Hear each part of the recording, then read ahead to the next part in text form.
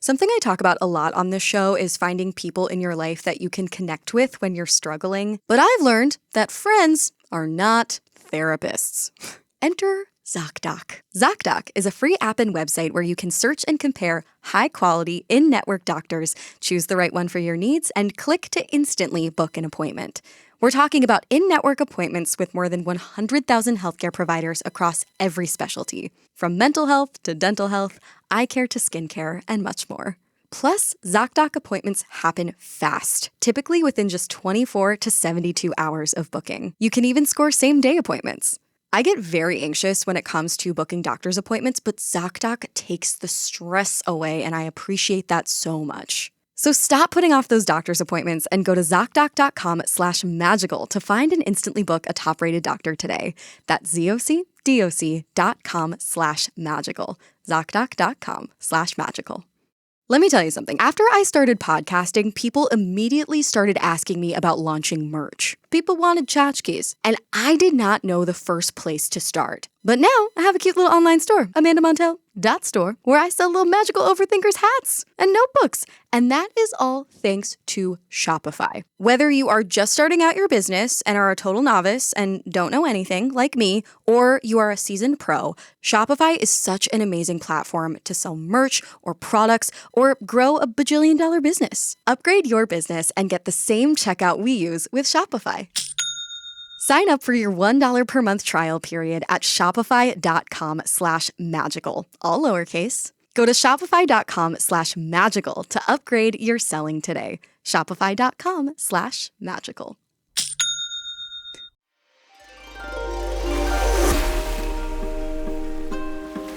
Welcome to the Magical Overthinkers podcast, a show for thought spiralers, exploring the subjects we can't stop overthinking about. From narcissism to nostalgia. If you can connect to the idea that for some mysterious reason, it feels especially hard to exist as a human in the world right now, then you're in the right place. This podcast is here to soften the clash between our innate human mysticisms and the digital age, to be in conversation with philosophers, psychologists, writers, astrophysicists, and more, to help us think less about the things that don't matter and more about the things that do. I'm your host, Amanda Montell, and today we're overthinking about Millennial Cringe.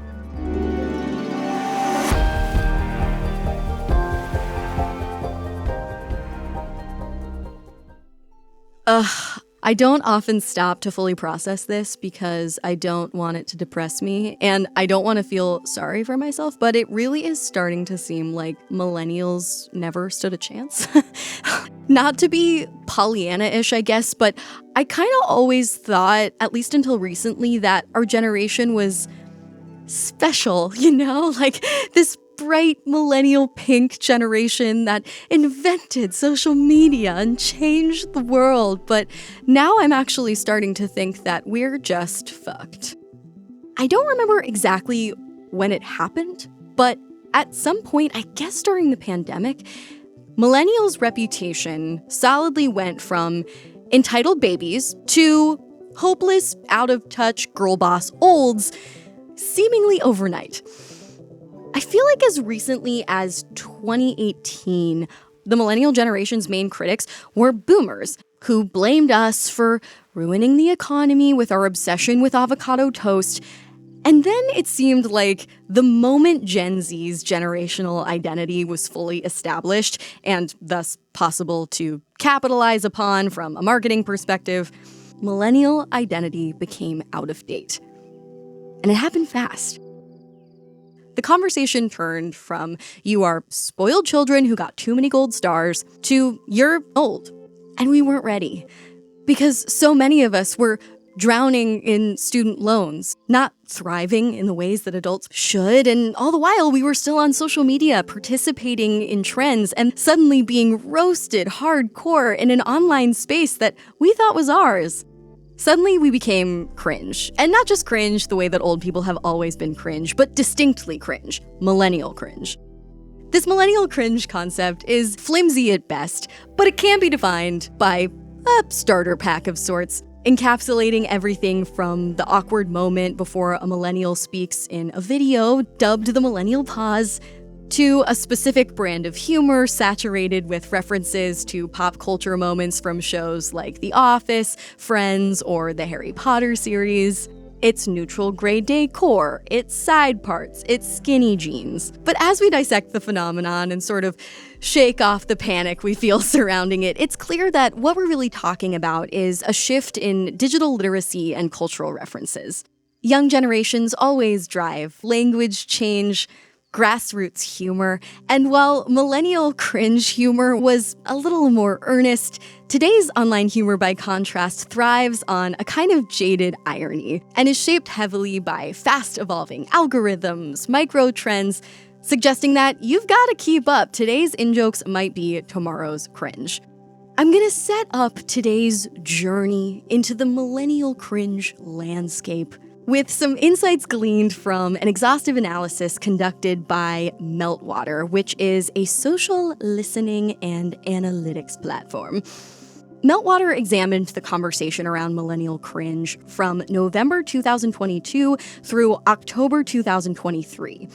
And what they found was that this period saw a 119% increase in mentions of millennial cringe compared to the year before, with notable peaks in conversation driven by media coverage of millennial interior design trends and surveys on dating behavior. Much to my dismay, you might even say heartbreak, their study revealed that one of the most cringe-inducing millennial behaviors was an overuse of emojis. I don't know what to say. I can't live without them. If emojis are cringe, I don't want to be cool. It's easy enough to identify and make fun of these millennial cringe qualities. I recognize that it's often not that deep, and I too think it's fun to roast them. But I can't stop overthinking about them because I'm desperate to contextualize them. I'm desperate to understand this perhaps cringy, but nonetheless real millennial restlessness I feel. I'm like, how did I go from a kid just out of college looking for work being called entitled to the butt of so many jokes? What is responsible for this? Is millennial cringe something we need to worry about? Are these just garden variety generational growing pains? Or is there something special about what I feel to be a technological transitional period in history? To get me out of my millennial cringe thought spiral, there was no one who could help me better than Kate Kennedy, the brilliant and fast-talking social commentator behind the Be There in 5 podcast and author of the recently published New York Times bestselling book, One in a Millennial, an essay collection on friendship, feelings, fangirls, and fitting in. I hope that any millennials or Gen Zers or boomers or even Gen Xers who listen to this conversation between me and Kate will understand these generational tensions a little better and will hopefully feel soothed enough to embrace their inner cringe.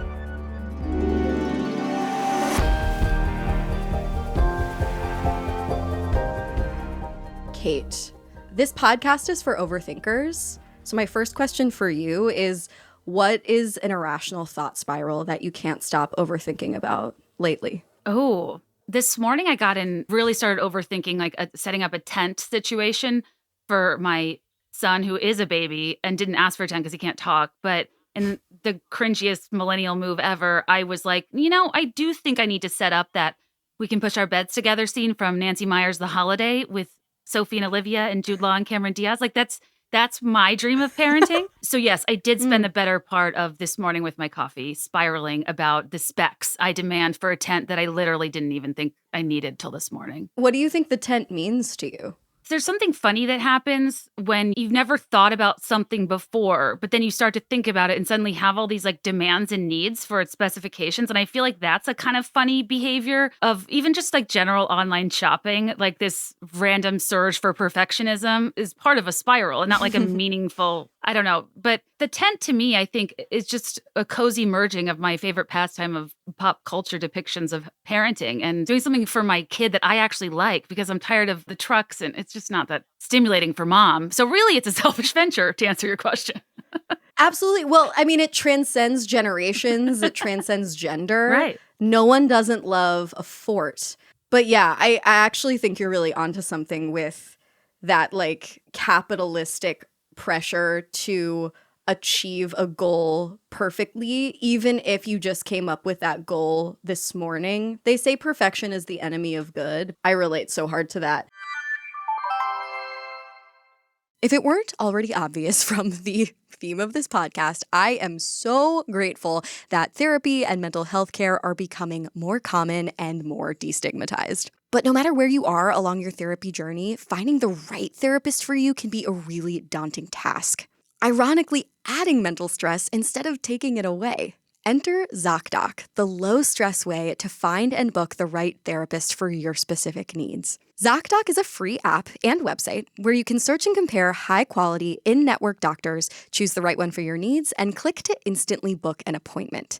We're talking about in-network appointments with more than 100,000 healthcare providers across every specialty, from mental health to dental health, eye care to skincare, and much more. I discovered ZocDoc a good 6 years ago, long before I was podcasting, when I didn't have a general practitioner, but I came down with this horrible throat illness and I needed to see someone right away. And this is what's awesome about ZocDoc. Appointments are so easy to book. You don't have to pick up the phone. I get very stressed when I have to pick up the phone and book a doctor's appointment. And if you don't already have like a posse of doctors at your disposal and you're starting from scratch, it really makes finding healthcare providers so easy. Again, whether you're looking for a therapist or someone to help you with your throat. Plus, ZocDoc appointments happen fast. Typically within just 24 to 72 hours of booking, you can even score same-day appointments. I remember I was able to book one within 2 days. So stop putting off those doctor's appointments and go to ZocDoc.com/magical to find and instantly book a top-rated doctor today.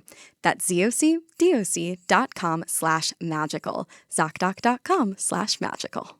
Okay, magical overthinkers, I gotta tell you something. Ever since I started podcasting, I have really grown into my business era and learn so much every day about how to run a business, including how to run a merch store. When you think about businesses that are doing absolutely amazing, selling through the roof, talking about aloe, talking about Allbirds, you naturally think about amazing marketing or really high quality products. But what I've learned is that the invisible businesses behind the businesses are often such a key to success. For millions of consumer businesses, that business behind the business is Shopify. Nobody does selling better than Shopify. And I know this because my very own merch store, my very own podcast, Magical Overthinkers merch store, AmandaMontell.store, is a Shopify website. Shopify is an amazing option no matter where you are in your business journey, whether you're just starting out and growing your merch shop or you're managing a big fancy brand. Shopify is home to the #1 checkout on the planet. It is simply science. Businesses that sell more sell on Shopify. Upgrade your business and get the same checkout that I use. Sign up for your $1 per month trial period at shopify.com/magical, all lowercase. Go to shopify.com/magical to upgrade your selling today. Shopify.com/magical. Into the topic at hand, however, you are the nation's foremost scholar of Millennial Cringe. So just so there's absolutely no confusion, could we start by just having you identify what you believe to be the key ingredients in the Millennial Cringe starter pack, so to speak? See, this is tough for me because, like, I think millennial cringe is something that exists and simultaneously we shouldn't care about. Because, like, nothing's less cool than caring about if, like, younger people think you're cool, you know? The best thing we could be doing is, like, owning it. And that's what I feel like this is also doing is celebrating and acknowledging our cringy tendencies. And I think that, like, we were the first people on the internet, and we don't get a lot of credit for being trailblazers in that way. And we like developed the apps and platforms that we're made fun of on now, which is just generally frustrating. And I think we have a lot of tendencies that lean toward like earlier internet media that are less, you know, short form and quippy. And I think one example that's funny and absolutely true is the millennial pause, because there are obvious contenders. You know, there's a real overlap. You love a Venn diagram, like of chuggy, basic, cringy millennial. You know what I mean? It's like the Ugg boots and the North Face and the pumpkin spice latte and all of the female interests that often we're reduced to. But I also think the cringe now has to do more with our technological behaviors like the millennial pause where we don't start speaking till we see if the video is actually recording, which, by the way, is a great idea. Yeah, we're putting so much effort into what we're about to record that we want to make sure it's actually being captured, God forbid. Right. And I think one of the other things I see us made fun of for a lot is like BuzzFeed quizzes. And I'm like, listen, in 2013, besides shopping for Groupons, there wasn't a lot to do online besides take a quiz about which after cereal milk are you. And like, I had a good time. But we don't do that anymore. Which after cereal milk are you? Or saying things like doggo or talking about your Harry Potter house, or those are kind of the generic ones. But I feel like the most pervasive in terms of like of really affecting fellow millennial women's psyches was when we got called out for skinny jeans and side parts. Yeah, no, that was a cultural seismic shift. And I also do distinctly recall that millennials were mostly the ones talking about it. It's like maybe someone made an offhand comment and we just latched onto it out of, I don't know, feeling vulnerable and fragile and feeling the grounds of generational change quaking beneath us. I want to talk about our sensitivities and our fragilities, which I believe are valid, a little bit more shortly. But first, I want to ask you a sort of basic question, which is just, do you think that there's something special about these stereotypical millennial cringe ingredients? Or is it just that they're garden variety, dated, and belonging to an increasingly uncool generation? An argument that I'm always making, and I tried to make in my book, even just anecdotally speaking, is like millennials grew up in a world where you had to suppress being unique at all costs. Like the currency was to fit in. The currency was popularity. The currency was chasing things that are popular. And in the way that uniqueness is validated now and celebrated and having a personal brand is a thing, we didn't have personal brands. We just chased actual brands. And I thought that if I could find a polo shirt with a huge ass Abercrombie moose or Lacoste gator on it, it would brand me in a way that would precede my reputation so I could move through the world a little more easily and fit in ways that my personality and looks or athleticism or grades wasn't allowing me to. So I think that our tendency to be drawn toward like mainstream mass culture, generally popular things, and then like hold on to them because they're a part of our lore is distinctly millennial based on what we were encouraged to do in terms of conforming. In terms of like why it makes people cringe or what's distinct about it, I do think it kind of transcends generations in that anytime somebody is older than you, you're like, oh, they're less hip, they're less modern, they're less relevant, they don't know better than me. And you kind of make fun or typecast them from afar. But the problem is that we're on the internet broadcasting these things that we do that other people find cringy. So whereas like, you know, I might have a thought about a boomer being cringy in a grocery store, I'm not like commenting it on one of their videos. So I think it's the normal generational thing paired with the uniqueness of millennials being the first generation to have younger people to make fun of them for publicly. Yes, our proclivities and interests are so visible. They're low-hanging fruit. It's easy to identify how they're different from Gen Z trends. And there we are on the internet, sort of like sensitive gold star millennials as we are. Gold star millennials. I had never slept with anybody but a millennial. Yeah. I was about to say. I actually think it's true for me. I meant we grew up receiving gold stars and that made it, and that infantilized us. But combining it with the queer slang phrase gold star, I actually think makes a lot of sense. Am I a gold star? No, no. Have I ever slept with a Gen Xer? I do tend to date old, but no, I'm a heterogenerational. Wow. Which is really cringe of me. Well, no, that's why I'm laughing because this conversation would be called cringy. Meanwhile, Gen Z is all about every niche aesthetic under the sun, whether it's, you know, mob wife or strawberry milk makeup. Or, you know, it's like they love to brand things in the cutesy way we do. Right, totally. No, it's just niche and happening at a faster pace. So maybe it doesn't seem like that same sort of uncreative, youthful reach for identity, but it totally is. This also reminds me when I was 22, I was listening to a Reply All episode where someone my age had created a snarky, very, very dry humored Facebook group making fun of boomers' corporate speak, where all of the millennial members of this Facebook group would speak absolutely soberly in the dialect of boomer corporateese, ping me, KPIs, deliverables initiatives. And it was so clever because it was, to your point, long form. It was a whole ass Facebook group. It was not one single tweet. It was like an identity. It was LARPing. And then I remember that as the founder of that Facebook group aged, he took issue with boomers trying to get in on the joke and corrupting it by making it more earnest, which is what I'm hearing Gen Z doesn't like in millennials, and I identify as deeply earnest, so I get that.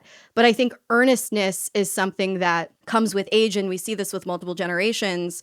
As this millennial who was 22 at the time aged, he started to realize, oh, it was so easy for me to be snarky and for me to call these boomers cringe because I had literally nothing else to do. Right. A lot of mental real estate. You got to devote somewhere. Participating in systems is unfortunately a necessary part of adulthood, and that requires a certain amount of earnestness, which if you don't have to participate yet is not required of you. So that's my little take. That's so interesting about earnestness. I never really thought about that, but that is something that is unsettling for some people. Even just thinking about like podcast reviews and book reviews and stuff, like there's a discomfort from other people when you take yourself seriously in a context that they find inherently unserious, or I don't know, and like the career of a podcaster is kind of obscure in general, but you have to take it seriously to do well at it. So that's an interesting observation. Yeah. Oh yeah. No, I am like a canonical try hard. I dress up for airplanes. And I think try hard is something that is distinct to older generations because inherently as you age, you have to try harder to survive. And also distinct to millennials because yes, to your point, we're trying so hard to conform because that was our generational value. But when you're a teenager, it's cool not to care, not to try hard in school, to be blasé. And so that's just, I think, a garden variety generational tension that is like compounded by the fact that our millennial try-hardiness is so fucking visible. So visible. So let me ask this. This sort of millennial cringe starter pack, including, I don't know, Stanley Cups, student loans, etc. It's material, it's not that deep. But could you sort of talk about the historical and cultural context? Like, what larger phenomena led us here to a point where our generation is associated with its own special form of awkward, unstylish basicness? I just want you to tell our millennial history, the story of our lives, to help us understand why we are the way we are. You know, I'm not a PhD or scholar, but I've had a podcast for 6 years and crowdsourced a great deal of info from hundreds of thousands of women. So what I've gathered in terms of like the two most defining things of our generation would be that we're kind of known for being behind and we were the first online. I feel like the being behind on milestones and also being the first generation to come of age during arguably the most seismic technological advancement of the 20th century, which is the internet. Like I know cars and airplanes and stuff are chill, but I mean, when you think of being pioneers of the information age and people that have been making their self an online persona since like before I could drive, before I could see a PG-13 movie.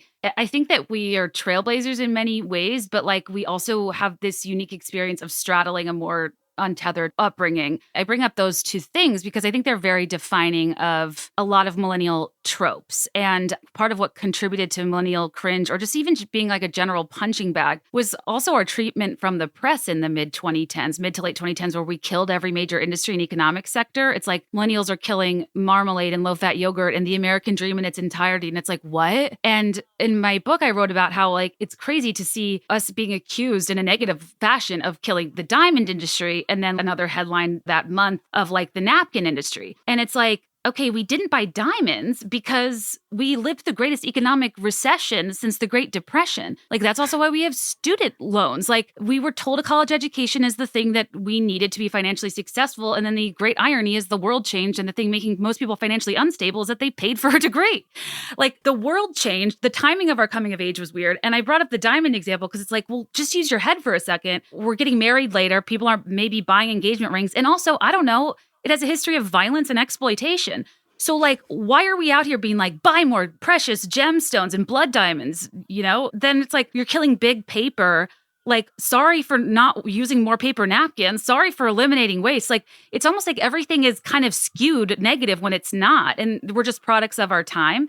And I think that just kind of established this baseline assumption where it was like cool for us to be a punching bag, cool to brand our behaviors, having things changing on us deliberately doing something wrong. I think that millennials are defined by that recession in more ways than anybody really understands. Think about the trope of being job hoppers. Okay, Carl, like you worked at the same company for 40 years. They offered you a pension. Companies incentivize people for loyalty. Why would millennials be loyal to companies that have never been loyal to us? Obviously, we're going to look out for our own best interest as we move through the job market. And I think that that's an interesting example of like value of yesteryear being used as a yardstick today. And it's not recontextualized for how our world's different. And to me, it makes no sense to be loyal to companies that were never loyal to us when most of us came into the workforce during that recession and got laid off. So I think that that's kind of millennial history I always like to share is there are a lot of tropes about us. However, when you contextualize them or look at them from a different point of view, it really makes a lot of sense why we are the way we are. This may sound obvious, and it is obvious to me now that we're discussing it, but I never sort of stopped to appreciate the role of the internet in exacerbating older generations' disdain of us. Because I remember when I was working my old creative corporate job, some consultant came in to give a presentation to us where she showed us a bunch of Time magazine covers from, 1960, 1980. And she was demonstrating how older generations have always claimed that the younger generation was ruining the American dream or society in some way. But the criticisms were restricted to print headlines. It was very top down. The introduction of the internet kind of rendered all millennials like this one big canceled celebrity. Like our every move was like hyper scrutinized because of this transition and how we engaged in discourse as a culture.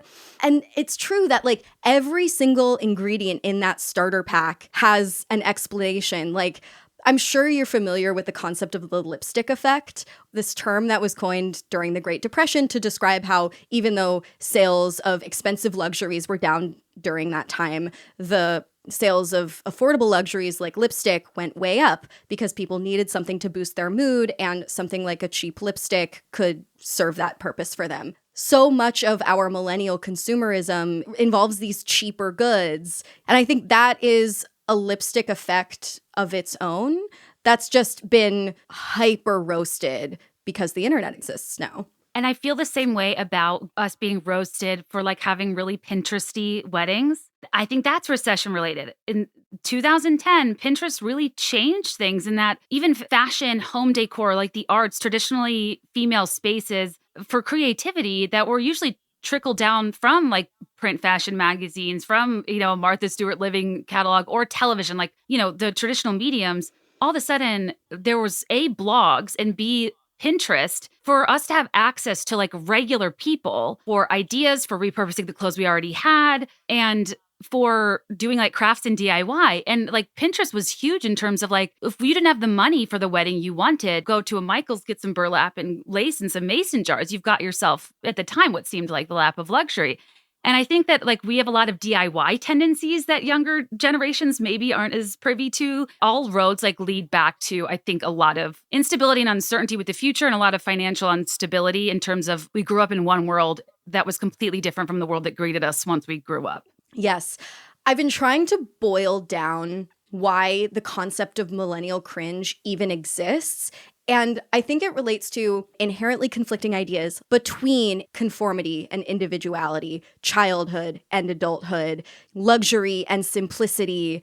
And that brings me to my next question, which is that, like, I am just often so baffled by our generation's reputation because I can't myself stop overthinking about how millennials perceive their own aging. So it seems to me like we went from having the reputation of entitled babies to like chuggy old wannabe girl bosses overnight. Like sometimes I'll come across memes where a millennial will make an observation like, people born in the year 2000 are now 24. That's so weird because I'm somehow also still 24. And so I'm wondering what you think about the idea that we millennials might be cringe because of this tension of being a baby who's resistant to grow up and like lost in 90s nostalgia, and an anxious, unstylish geezer who's like struggling to pay the bills. Do you think that like overnight transition from like entitled baby to chuggy geezer is responsible for some of this? That's a really good point. It is funny that in our youth, we were mocked for a lot of generic things that are a function of youth and inexperience. And now getting older, we are also being mocked, but we're not like old yet. And I think that there's something so funny about how we never even had an era where we were like celebrated or appreciated. And I know.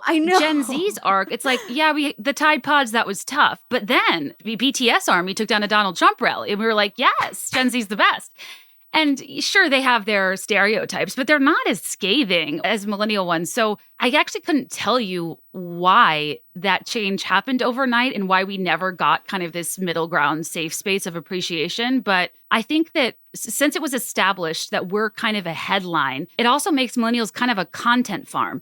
In terms of when one thing about them isn't bothering you anymore, you kind of have to pick something else.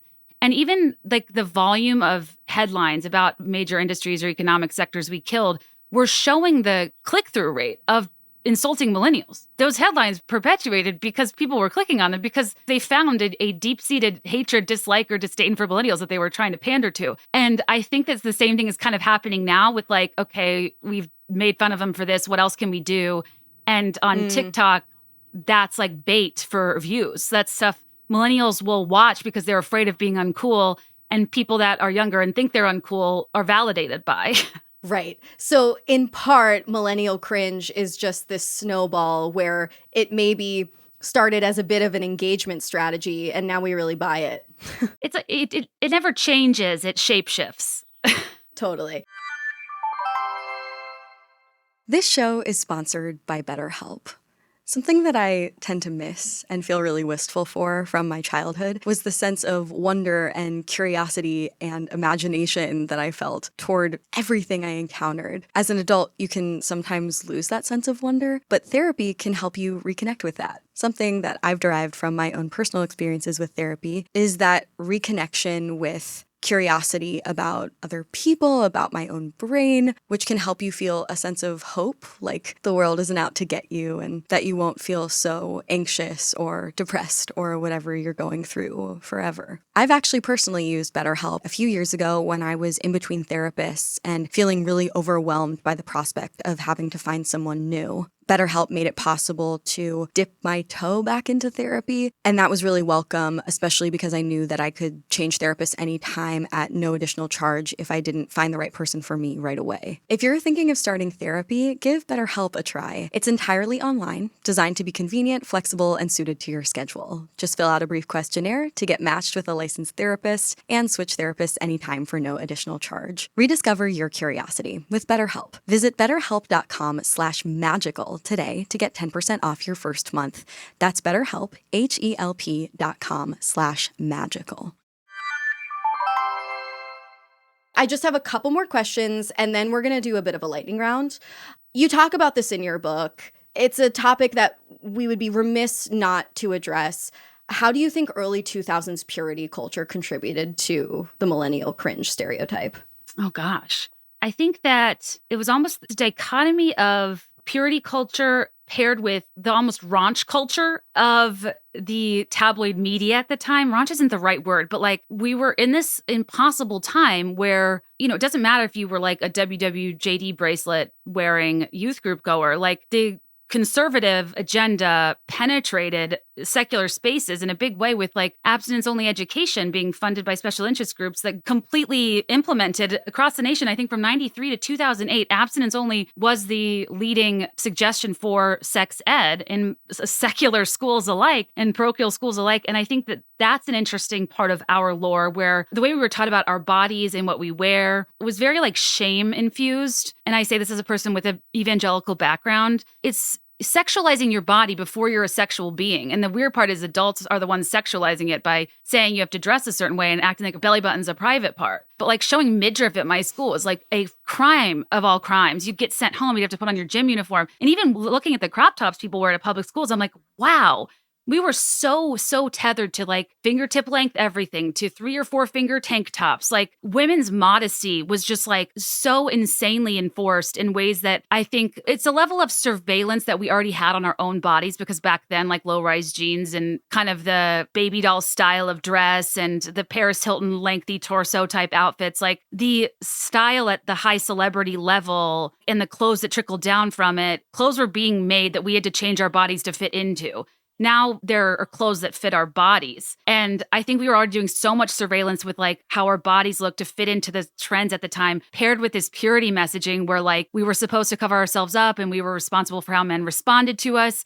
I think gave people a lot of weird clothing complexes that does inspire more uniform style dressing. But we also grew up with an impossible tabloid backdrop that was incredibly harsh about women. I think younger people wouldn't even believe it unless they saw it, where medical bait was fair game. Mary-Kate and Ashley walking out of Cedars-Sinai or Passages Malibu. Somebody being roasted for having an eating disorder was fair game. You were only spoken about as a woman in the media in the Y2K era, early aughts, if you were like stumbling out of a club bleary-eyed, feuding with a friend, had a new boyfriend, or were having a mental breakdown, aka negatively responding to something in public. There was no conversation about mental health. The maximum purity culture and the way women were spoken about in the media was quite harsh and unforgiving.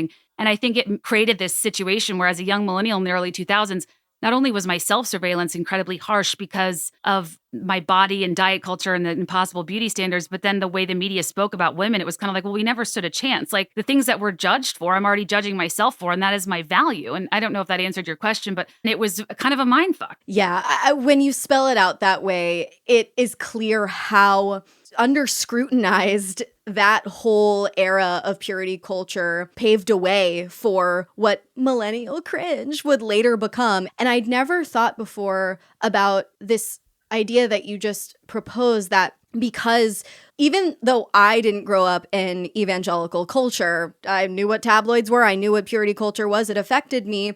And obviously that's misogyny, period. But also, like, I had never thought about how, of course, that would set us up for failure in terms of like knowing how to dress cool later in life. Because we were just like, I don't want to be censured or fucking vilified in the way that these female celebrities are. So I'm just going to wear leggings and a North Face and Uggs just to protect myself. It was protection. And that might also be why it often felt like there were really only 2 aesthetic options at the time, you know, like prep or goth. Conform or don't conform. And I'm generalizing there, of course. But as for that basic aesthetic, it was protection, and then that protection ended up getting scrutinized later. We're misunderstood. We're maligned. Yeah, we're maligned. We're maligned. Before we get into like a little bit of a lightning round, is it even worth attempting to touch on Taylor Swift? Sure. Is that like a futile pursuit? Okay.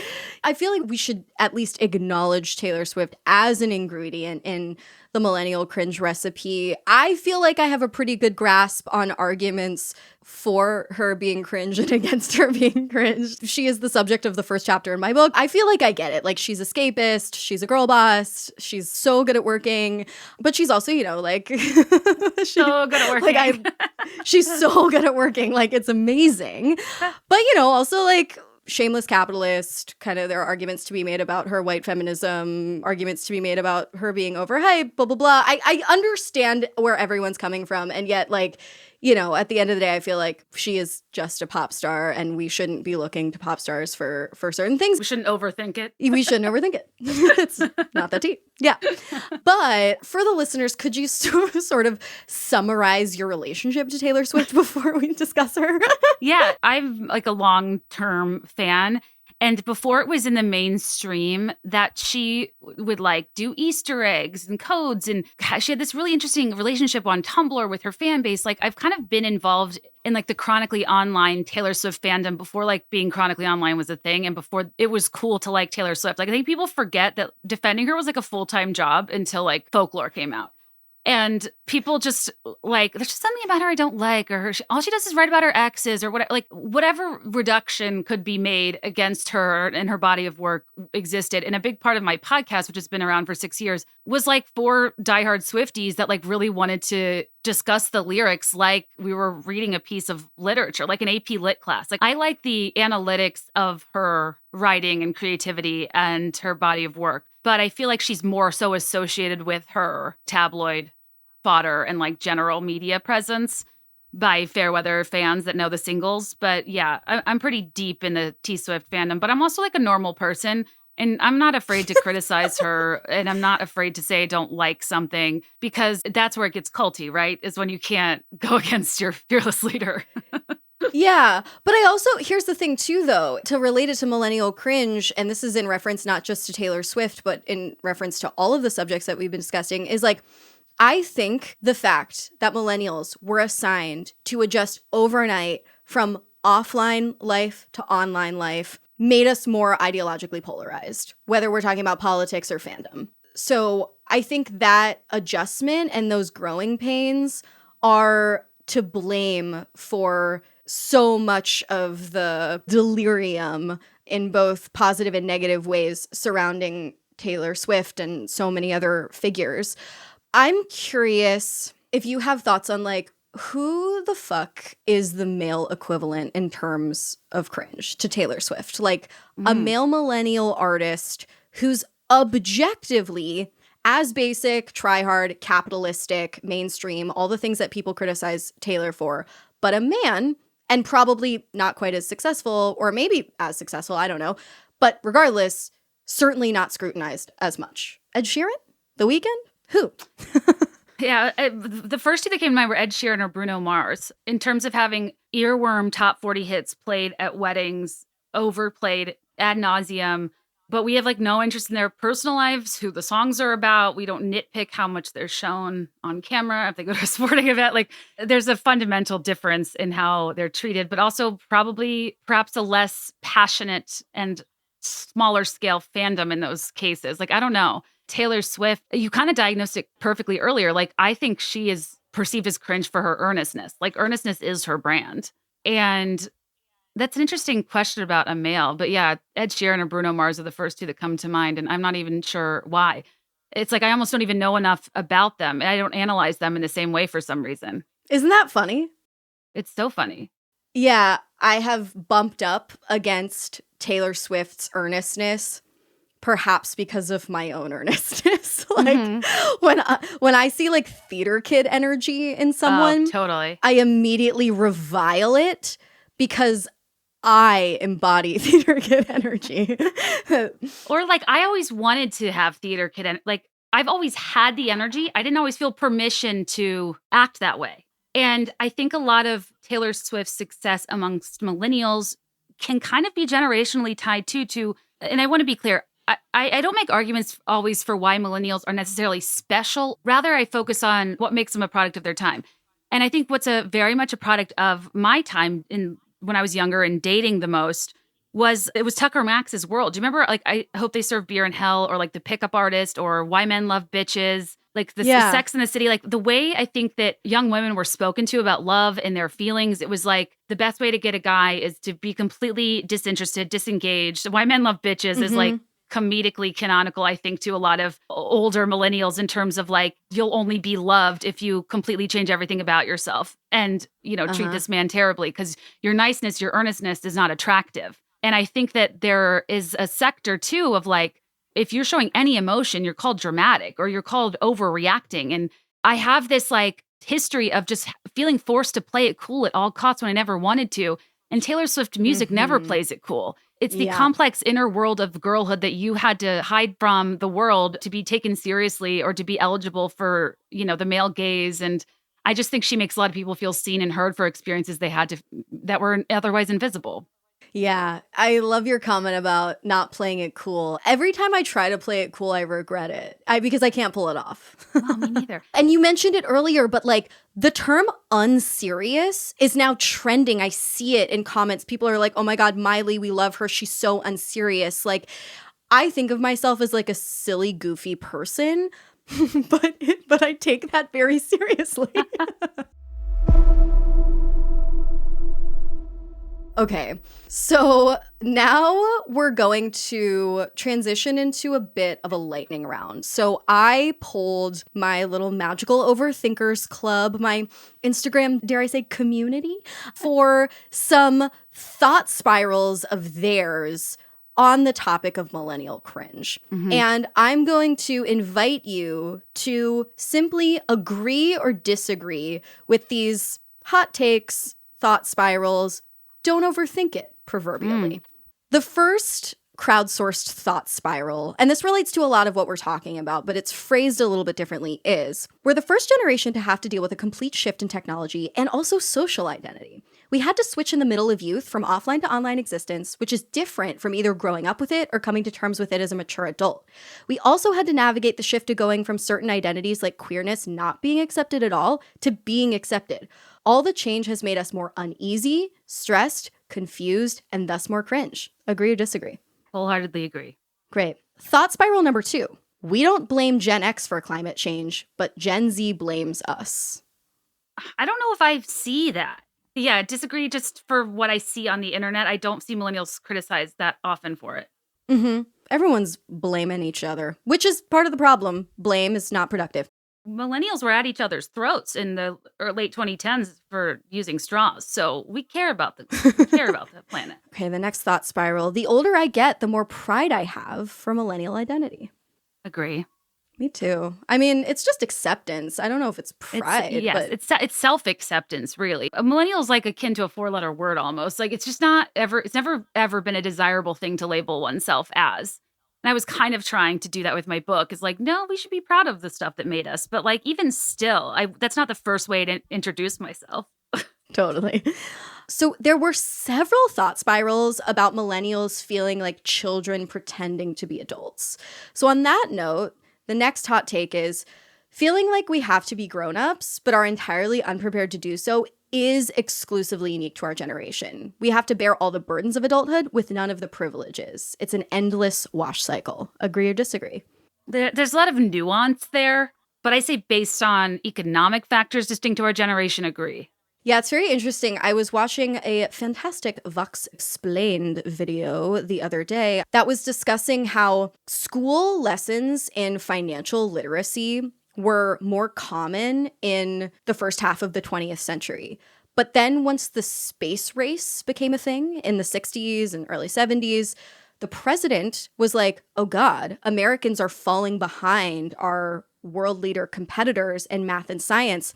Let's scrap all that financial literacy education, start teaching those bitches more about mitochondria and fucking velocity so that some of them can go to space. And that's why we see so many tweets like, LOL, I wish someone had taught me about compound interest instead of mitosis. Because like literally like we used to be taught about compound interest, but because of world politics and competition, starting in the 70s, we weren't. And certainly millennials weren't. And that is in part literally to blame for financial fuckery. I didn't know that at one point it was taught that. And then the public curriculum shifted gears. This is a cringy thing I do. Do you have like bits in your head? Like things that you think about a lot that like make you laugh? Obviously. I often think about how maddening it would be to be a woman in the 60s. And it's like a woman couldn't open a credit card without like a male co-signing it until like 1974. Can you imagine being a woman in 1969? And it's like, seriously? These fuckers are sending people to the moon and I can't even get a credit card to my name? Like, what are we doing in terms of advancing society? Like, I think the space race is like a funny prioritization in an era where like civil rights kind of important. Like, I don't know, just to flood that much money into that, I feel like I would have gone a little crazy. It's so funny that you say that because this Vox piece was talking about how the gender split in those home economics or financial literacy classes were actually fairly split. So you're like a woman learning about how the economy works, but plot twist, you can't be a part of it. Right. Bananas. Okay.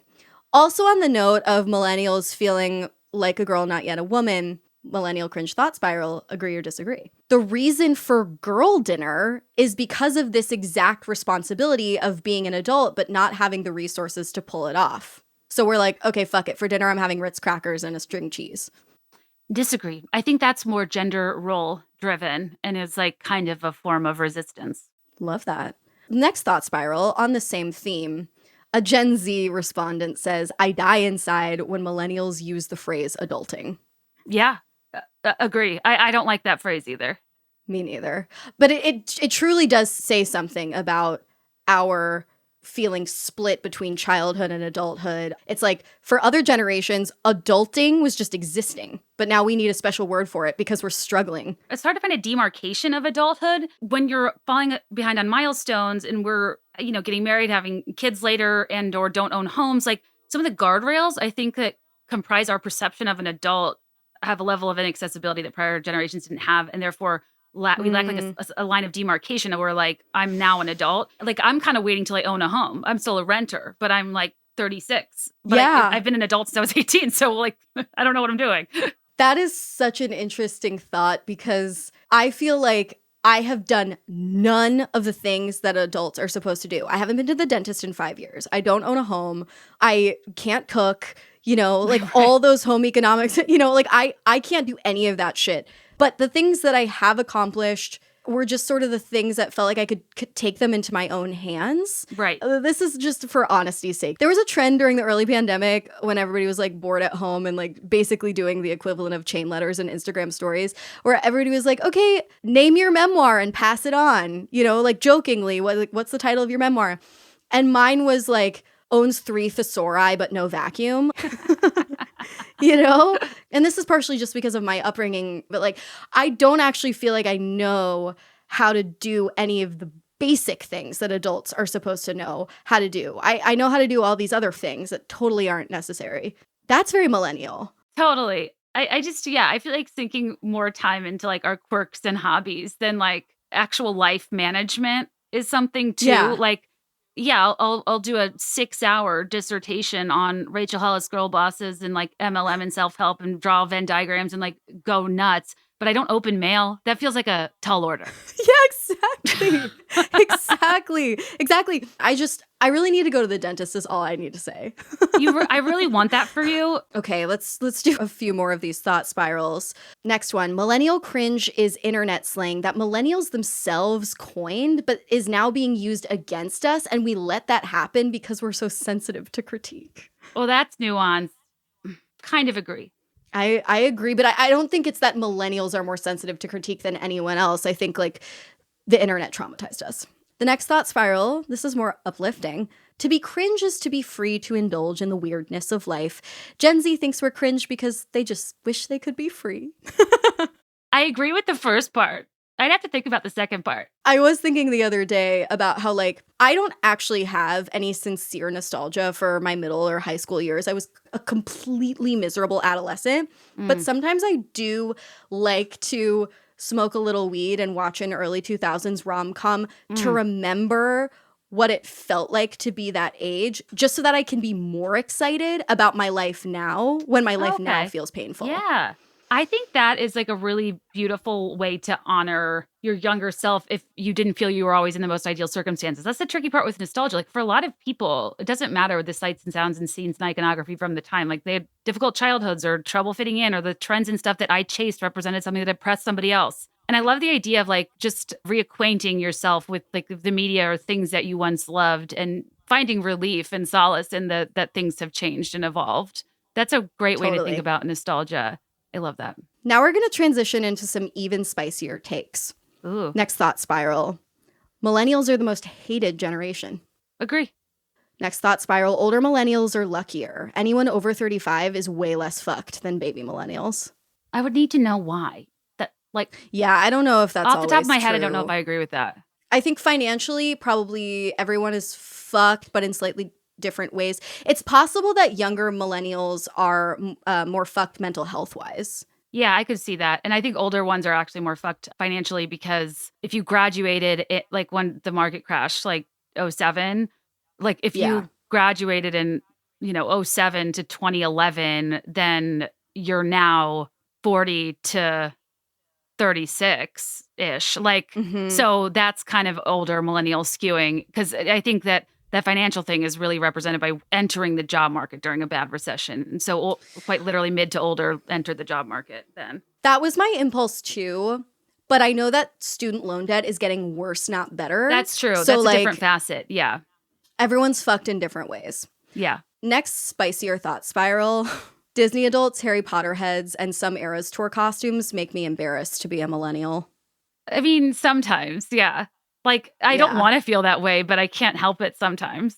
But my Agree. personality is costume averse. I like to wear my own clothes. I'm too socially self-conscious for costumes. Oh my God, you're not a theater kid then. You're really not. No, I want to be one. I want Yeah. to strip myself of that sort of self-consciousness, but like I feel awkward in a costume in ways that Funny. I don't know how hard other people are going to go. So I don't know how earnest I should be. And it has nothing to do with my desire and everything to do with how I'm perceived, which is the problem. How funny. I am so pro costume. Like, I overdress for everything. I said it earlier. I like wear a suit on a plane. It helps me romanticize my life to be in costume. I love the businesswoman special on a plane. I mean, that's amazing. Yes. Last two thought spirals.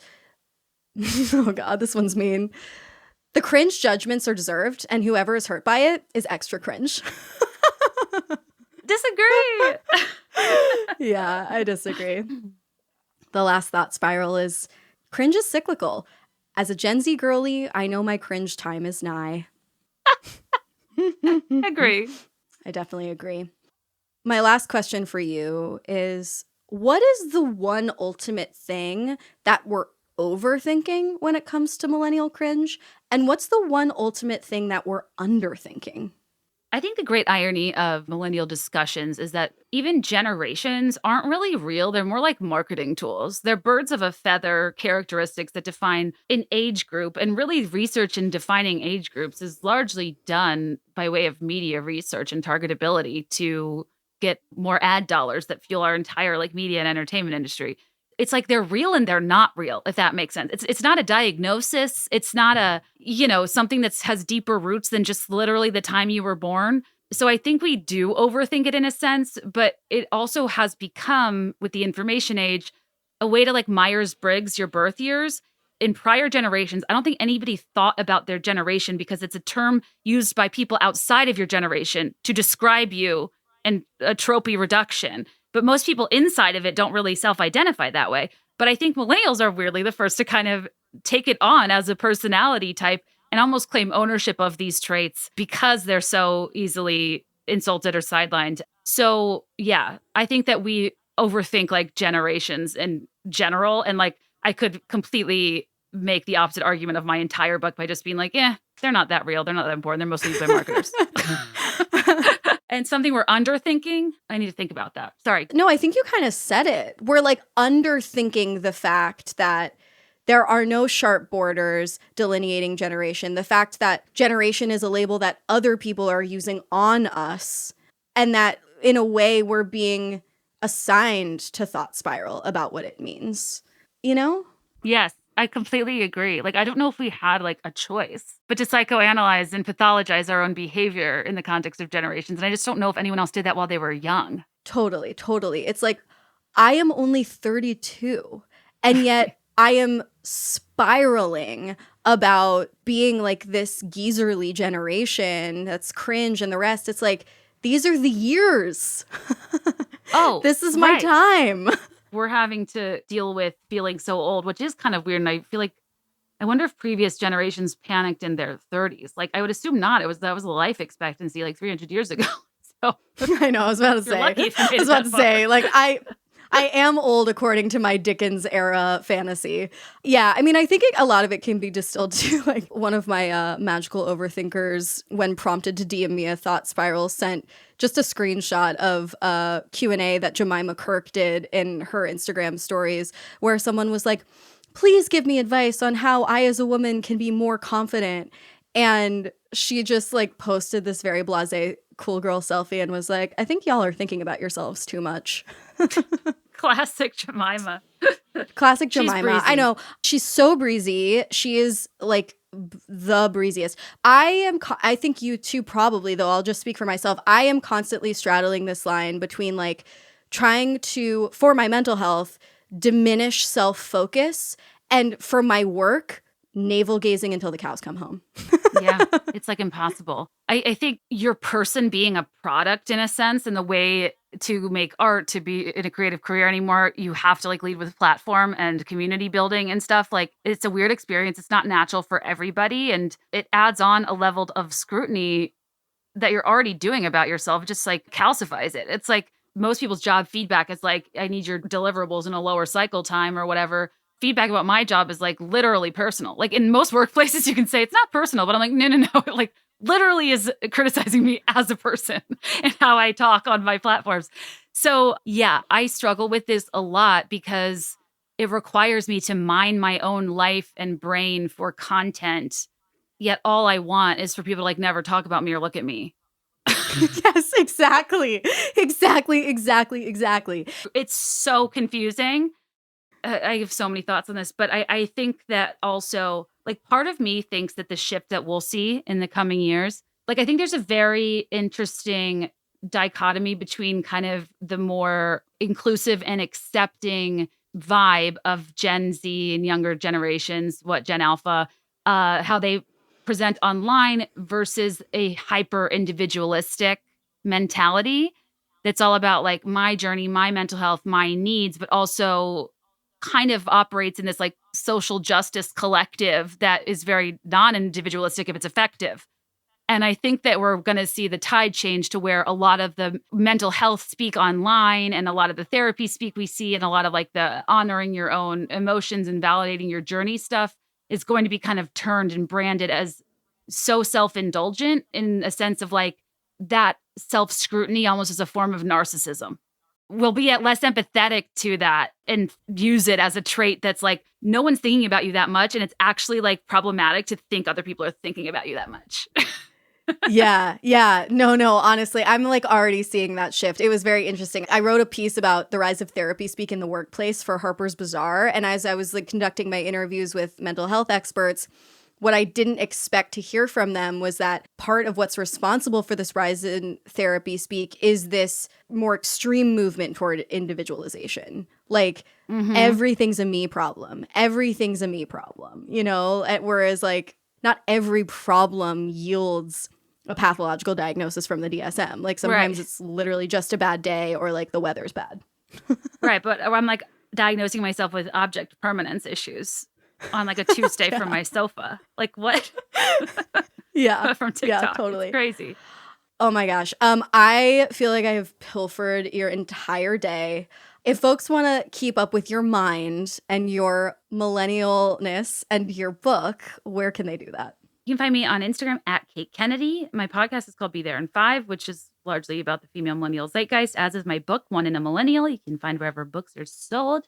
I just started a Substack where I'm going to release the cut stuff from my book. So that's BeThereIn5.substack.com. And thank you, listeners, so much for tuning into this episode. Now's the time when I share a tidbit of evidence-based advice for how we overthinkers can get out of our own heads this week. This one comes from a wonderful YouTube video that I watched this week. It just came out from a YouTuber named Ali Abdaal who studied medicine at Cambridge. He's the author of a New York Times bestselling book titled Feel Good Productivity, and he just released a video on his YouTube channel that I loved so much and that really aligns with some of what I write about in this one chapter in The Age of Magical Overthinking called Time to Spiral. The video is called How to Slow Down Time. Personally, a lot of my overthinking and rumination surrounds this notion that I am not spending my limited time here on Earth as meaningfully as I potentially could. And then I end up wasting time, worrying about wasting time. It's a type of overthinking that I think is truly such a product of this age. And I'm always really fascinated in others' advice for how to make time feel really exciting and fast in the moment, but really long and lush and full in retrospect. There are so many nuggets of wisdom provided in this video, but one that really stuck out to me is the practice of adopting one very simple journaling habit every single day. I know I can't bring myself to journal extensively, but this particular tip involved just writing down one single sentence at the end of every day, summarizing the most story-worthy thing that happened that day. It doesn't have to be positive. It could be a negative thing or a dramatic thing. But the video spoke about how this practice can help make remembered time, or the experience you have when you look back on your life, when you look back on memories, feel longer and more plentiful. And even if you're going through struggles, this practice of writing down the one story-worthy thing every single day can prevent that feeling that time is just passing you by and that you can't even remember anything that happened to you. It's all about just taking kind of a mindful moment to appreciate even a small thing that defined that day, to mark that time. And that can help you appreciate your life more. So with that, thank you so much again for spiraling with me on this week's episode of Magical Overthinkers. And until the next thought spiral, remember, think it over. Just don't overthink it.